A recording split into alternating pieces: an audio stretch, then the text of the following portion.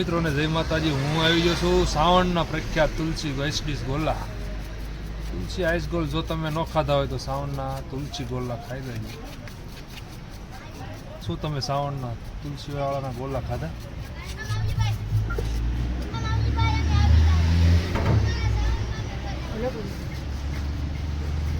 અહીંયા આવવું હોય તો થોડુંક વહેલું આવવું પડે. વેઇટિંગ બોલે થોડુંક જાજુ. આ તો હજી શરૂઆત છે.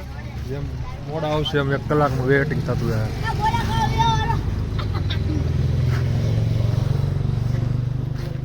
ક્યાંથી ગામમાં થયા? હા, ગામમાં. કેટલા વાળી ડીશ ખાવ છો?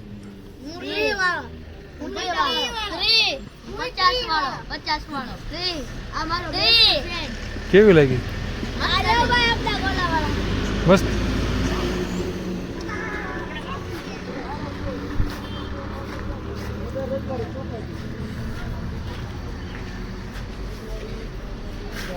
કાશી કેરી, ઓરેન્જ, કાલા ખટ્ટા, મેંગો,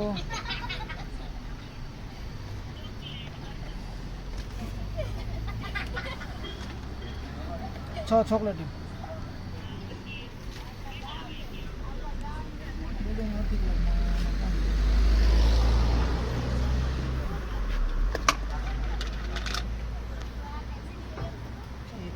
હા,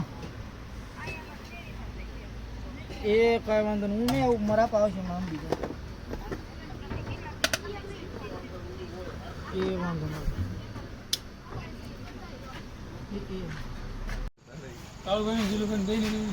પરેશભાઈની ડીશ તમને કેવી લાગી? ડીશમાં તો કાળુભાઈ કાંઈ ખબર નહીં. ડીશ એટલે ડીશ ખાવી હોય ને તો તુલસી માંથી જ ડીશ ખાવ. તમે બોમ્બે ડીશ ખાવ અને આપણા સામાન્ય મસાભાઈની ડીશ ખાવ, તમને કાંઈ ફેર પડે નહીં? કોઈ જાતનો નહીં. તમને એમ થાય કે ખાધા જાતની છે. તો બોમ્બેમાં તમને આ ડીશ કેટલા પૈસાની મળે?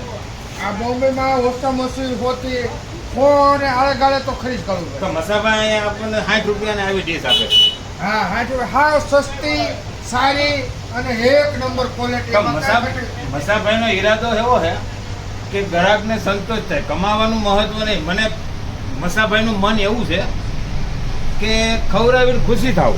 હા, મસાભાઈ એમ કે છે મને ખવડાવવાનો શોખ છે.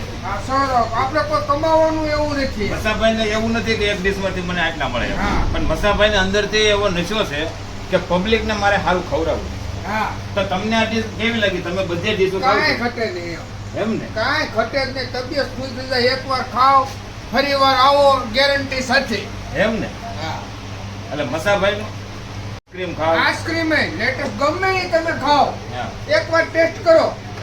એકવાર ટેસ્ટ કરો. તો મસાભાઈ સિવાય આપણે બીજે ક્યાંય ઓર્ડર દેવાનો નહીં.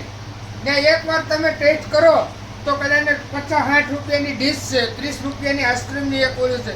ટેસ્ટ કરો, નો મજા આવે તો પૈસા પાછા.